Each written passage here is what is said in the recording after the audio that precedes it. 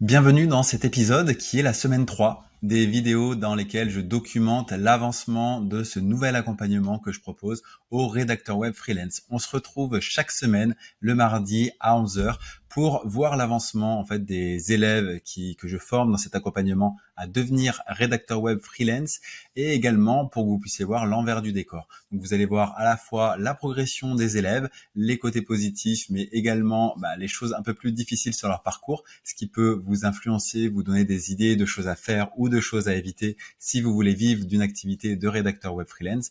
Et également, vous verrez un petit peu les coulisses de cet accompagnement. Qu'est-ce qu'on met en place de notre côté? Donc de mon côté avec mon équipe de coachs et d'experts sur différents sujets liés à la rédaction web et comment tout ça se passe. Aujourd'hui, on va voir plusieurs sujets. C'était la semaine 3, du coup, la semaine dernière, celle que je vous documente aujourd'hui.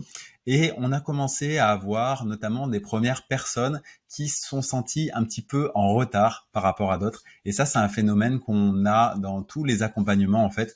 Au bout d'un moment, et même très rapidement, il y a des personnes qui sont plus avancées que d'autres et d'autres qui sont plus en retard. Et on a tendance, en tant qu'élève, à se mettre un peu la pression et à se dire « Ah, je suis en retard, je vais pas y arriver, je suis moins bon que les autres, etc. etc. » Et ça, je sais que vous en avez conscience parce que vous me le dites souvent, même avant de rejoindre l'accompagnement. Et c'est quelque chose qui est normal, en fait, que vous verrez tout le temps. Mais là où on l'a traité différemment dans l'accompagnement, c'est que on demande, en fait, chaque semaine et plusieurs fois dans la semaine, comment les personnes se sentent pour être capable de voir ceux qui sont un peu en retard et qui se sentent à la traîne, etc., pour qu'ils puissent le dire. Et en fait, ce qui se passe, c'est génial, c'est que déjà, ils le disent, donc ils extériorisent, c'est déjà bien pour eux. Et en plus, le reste du groupe vient leur dire « Non, mais c'est bon, t'inquiète pas, t'es pas à 2 jours près, etc. » Il y a des moments plus importants que d'autres aussi dans la vie qui fait que il y a des semaines où on avance moins qu'on aurait voulu et c'est OK comme ça. Et c'est ça la vie d'entrepreneur. C'est jongler avec le côté professionnel et le côté personnel. Et quand on est freelance, les deux sont très très liés. Donc, il faut arriver à jongler avec tout ça. Et il y a des semaines où on va avancer plus sur le côté pro et d'autres, on va mettre un peu plus de focus sur le perso. Et c'est complètement OK. Et donc, je suis super content de la réaction des autres personnes du groupe qui ont reboosté la personne en particulier qui a parlé de ça. Et en même temps, c'est une formation, un accompagnement qui est vraiment personnalisé, qui fait qu'on s'adapte au rythme de chacun et qu'on n'attend pas d'une personne à aller à la même vitesse que les autres. Donc, ça enlève également cette pression-là et je pense que c'est positif parce que ce problème existe. Maintenant, il faut juste être capable de faire en sorte que les personnes ne se lamentent pas sur son sort et puis aillent dans un côté très négatif de se dire je vais moins vite, donc je suis moins bon, donc je me pose plus de questions, donc je vais réellement moins vite, ainsi de suite. Et ça devient un cercle vicieux qu'on veut vraiment éviter. Donc je pense que on a des choses intéressantes mises en place pour éviter ça et pour relancer la machine.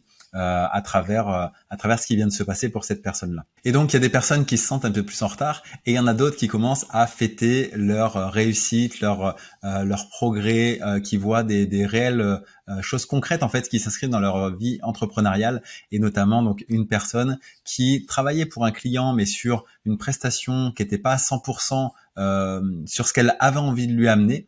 Et là, bizarrement, sur leur point mensuel, il se trouve que le client a envie d'aller plus loin avec elle. Donc, d'où ça vient, on ne sait pas concrètement, on n'a rien fait de concret pour avoir ce résultat, mais n'empêche le fait qu'elle décide de se former, de prendre cet accompagnement, d'avoir des objectifs, d'aller plus loin dans sa démarche, de comprendre qu'il y avait des choses qui l'a limitée aujourd'hui, tout ça, ça a posé des bases et sûrement qu'avec son client, il y a des petites choses imperceptibles qui ont fait que ça a permis cette ouverture à ce moment-là. C'est un petit peu, je ne sais pas si vous connaissez le pouvoir de l'intention.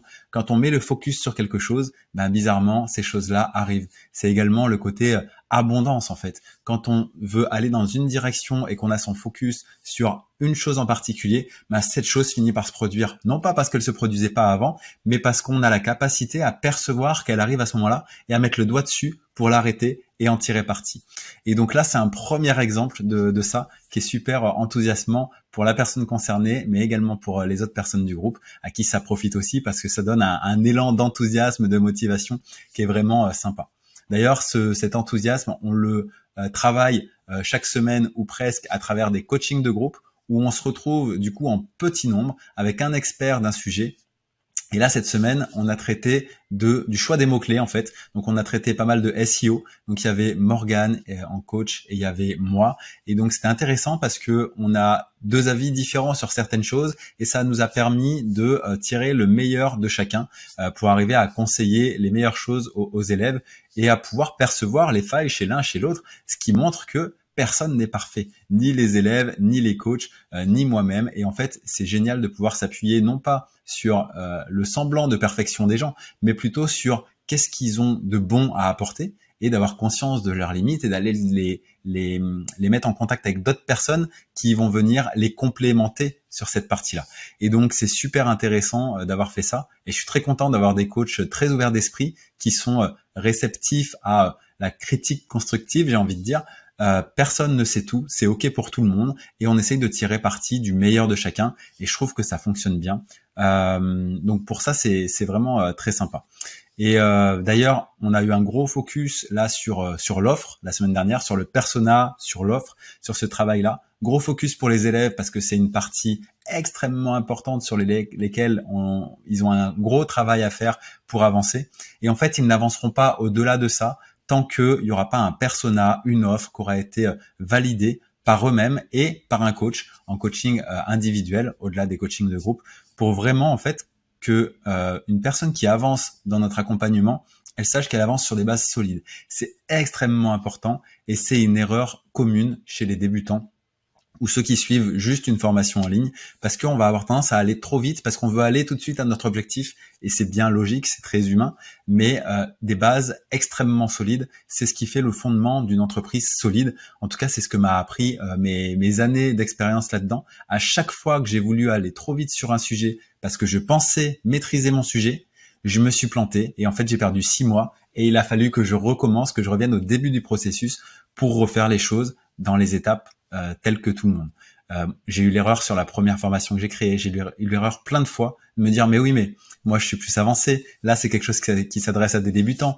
moi j'ai plus de 10 ans d'expérience, j'ai pas besoin de faire ça. Bah tiens, c'est une grosse erreur et c'est bien de retrouver cette logique-là, de revenir toujours aux bases et de l'imposer quelque part. Parce que encore une fois, l'humain a envie d'aller un petit peu plus vite que la musique souvent. Là, c'est notre rôle de guider, de cadrer les élèves et qu'ils n'avancent pas trop vite par rapport à ce qu'ils ont comme compétences à un moment donné. Et compétences aussi bien d'un point de vue de leur persona, de leur offre, de ce qu'ils veulent amener à leurs clients, que d'un point de vue compétences pures sur de quelles compétences j'ai besoin pour arriver à délivrer à mon client ce qu'il attend de moi. Donc, il y a beaucoup de choses à voir en parallèle. Et c'est là où le fait d'avoir un guide et de pas partir dans tous les sens est un vrai facteur important de succès pour plus tard, parce que on reste focus sur une chose l'une après l'autre et pas 50 choses en parallèle où on sait plus où on en est et on fait tout mais de façon beaucoup trop imparfaite pour le coup. Donc gros challenge pour les élèves de passer cette étape de valider un persona, leurs besoins, leurs frustrations et de mettre une offre en face de ça. Et gros challenge pour nous en tant qu'équipe, parce que c'est le premier gros module sur lequel on n'est pas forcément tous d'accord sur la méthodologie à mettre en place, et où il faut qu'on se challenge vraiment. Et là, on a eu une façon de faire qui va être améliorable par la suite, parce qu'on a vraiment échangé beaucoup. On est 5 à travailler sur ce module-là, et donc il faut arriver à trouver le meilleur de chacun, comme je le disais tout à l'heure, et c'est vraiment challengeant, parce qu'en fait, on est dans un flou. Il y a tellement d'idées qu'on s'y perd, nous aussi. Et c'est pour ça aussi que les élèves s'y perdent. Si même pour nous, c'est compliqué, allez imaginer quelqu'un face à son ordinateur tout seul. C'est quasiment mission impossible d'arriver à quelque chose de très pertinent à la fin.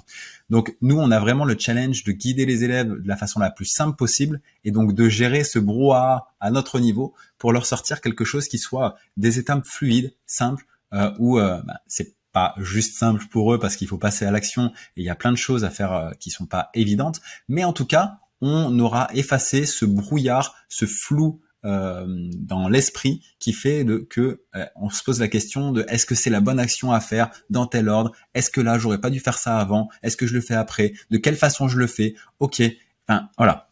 C'est beaucoup de questions qu'on se pose nous et sur lesquelles on a à progresser en tant qu'équipe pour être plus productif, plus efficace sur notre façon de faire pour éviter d'avoir autant d'allers-retours qu'on a eu. Mais c'est ok, c'est l'apprentissage pour nous aussi et c'est un gros module, on en aura d'autres à venir. Parce que pour vous expliquer, les élèves, ils ont à la fois des modules de e-learning où on leur met les ressources qui vont suivre et des coachings de groupe et des coachings individuels pour valider tout ça au fur et à mesure de leur avancement, et un groupe Telegram autour de ça pour partager les questions du quotidien, les challenges du quotidien, les réussites, etc. Donc c'est vraiment quelque chose d'extrêmement complet où il faut mettre pour nous les bons ingrédients au bon endroit pour ne pas donner trop de choses aux élèves et qu'ils se sentent perdus, mais juste les bonnes choses au bon compte-gouttes, j'ai envie de dire, pour qu'ils en aient assez pour avancer et que ça les challenge, mais pas trop pour pas qu'ils se retrouvent, comme on disait un petit peu au début, dans c'est trop pour moi, je lâche l'affaire, je suis débarqué du peloton et j'y arrive pas.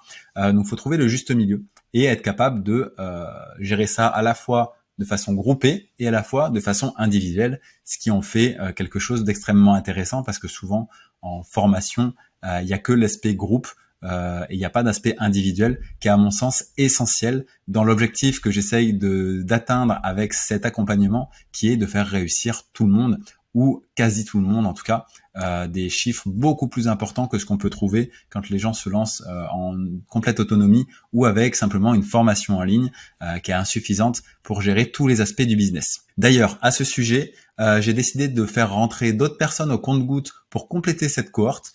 Donc il y a quelques places qui s'ouvrent chaque mois. Il y a 3 places en juillet, 3 places en août qui s'ouvrent. Il y a déjà une place en août qui est réservée. Et si c'est quelque chose qui vous intéresse, il y a une vidéo sous cette vidéo. En description, vous aurez un lien pour vous expliquer un petit peu plus de façon condensée le programme, les tenants et aboutissants de ça, les constats qu'on a fait et la promesse qu'il y a derrière cet accompagnement. Donc si ça vous intéresse, que vous voulez aller plus loin, allez voir cette vidéo, elle dure une vingtaine de minutes et vous en saurez un petit peu plus sur notre méthodologie et si vous voulez donner suite à ça, vous aurez les différentes étapes à suivre. Donc voilà. Gros focus pour tout le monde cette semaine, autant élèves que coach et équipe formatrice. Et on a également avancé en parallèle de ça. Comme je vous disais, il y a les compétences liées à son persona et les compétences liées à nos propres compétences qu'on va mettre à disposition de son persona. Et donc, on a pu faire des tests plus avancés en termes de compétences rédactionnelles pour chacun en fonction de leur persona. C'est ça qui est super intéressant aussi, c'est qu'on va pas donner le même exercice à tout le monde. Quelqu'un qui a comme persona un e-commerçant aura un exercice différent de quelqu'un qui a comme persona un blogueur, par exemple. Et encore une fois, dans la thématique, dans la proposition de valeur qu'on veut lui faire, est-ce que c'est du SEO, est-ce que c'est du storytelling, est-ce que c'est du copywriting, etc. On a vraiment des exercices qui sont sur mesure pour représenter le plus possible la vie réelle en fait. Après les études, il faut pas qu'il y ait un trou entre ce qu'on fait avec les clients et ce qu'on voit dans l'accompagnement. Il faut vraiment que ce soit fluide, qu'il y ait une continuité et donc on le fait à tous les niveaux, au niveau des exercices, au niveau des coaching de groupe, au niveau des coachings individuels, tout est fait pour que ce soit très très proche de ce que les élèves vont voir vivre au contact de vrais clients dans la vraie vie. Et dans les semaines qui viennent, vous verrez qu'il y aura des retours certainement d'expérience avec des clients. C'est encore un peu court, ça fait que la 3e semaine, donc pour l'instant, il n'y a pas eu de signature de nouveaux clients ou de choses comme ça. Il faut déjà valider les bases, comme je disais tout à l'heure, c'est extrêmement important. Mais dans les semaines qui viennent, on va avoir les premières personnes qui vont passer à cette étape-là, d'aller trouver les bons clients pour eux et commencer à travailler avec eux. Donc ça va être assez challengeant également. En attendant, ils ont encore pas mal de boulot sur le persona, sur d'autres choses également à côté. Je vous en parlerai dans les prochaines semaines, dans tous les cas. Et là, ce qu'on a fait aussi, c'est qu'on était un peu mal organisé sur les coachings de groupe. Donc, on a tout synchronisé sur un Google Agenda que chacun peut mettre sur son propre Google Agenda aussi, pour avoir vraiment les créneaux de tous les coachings de groupe, pour être sûr que la majorité des gens puissent être présents. Comme on est en petit groupe, l'idée, c'est quand même de faire en sorte que chacun puisse être là et qu'on ait un 100% de présentiel. C'est quand même plus intéressant pour tout le monde. Voilà où on en est. Posez-moi des questions en commentaire si vous voulez que j'appuie sur des points en particulier pour les prochaines vidéos. Et sinon, en tout cas, vous avez le lien en commentaire, en description, pour aller plus loin, voir comment ça se passe, avoir plus d'infos sur cet accompagnement, voir si c'est quelque chose qui vous parle et sur lequel potentiellement vous pourriez être intégré. Et puis n'hésitez pas à mettre un like sous la vidéo également. Il y en a eu pas mal la semaine dernière, donc je suis vraiment très content. Il y a un bel engouement autour de cet accompagnement. Donc on va continuer ça me fait très plaisir. Et donc n'hésitez pas, les likes, les abonnements, les commentaires. Et je suis à votre écoute si vous avez des suggestions ou quoi d'autre pour les prochaines vidéos. À très bientôt.